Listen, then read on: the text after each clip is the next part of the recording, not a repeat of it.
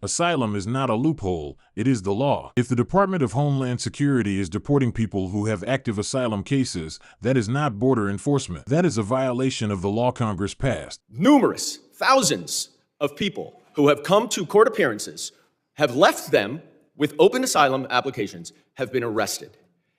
And then they've been shipped off and many deported. In September, one applicant was ripped away from his wife and small children after such a court appearance.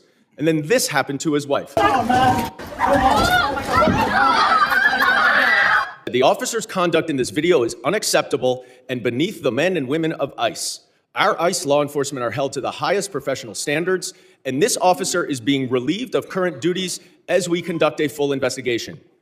3 days later, you reinstated that officer and you put him back on duty. The problem that we are seeing around the country is that you are not following the law.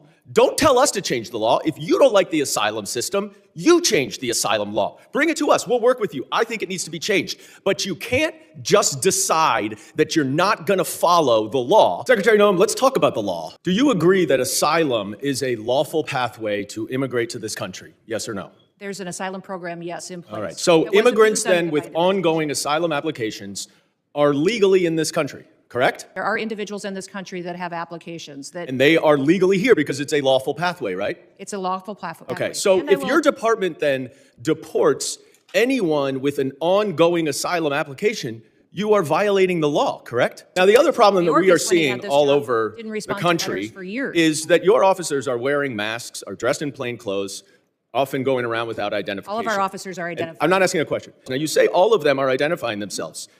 That is not the case, because last month in New York City again, the NYPD officers were injured by your masked, plainclothes ICE officers after they were called from 911 by 911 as residents witnessed your officers pulling individuals out of their vehicles and chasing them down the street.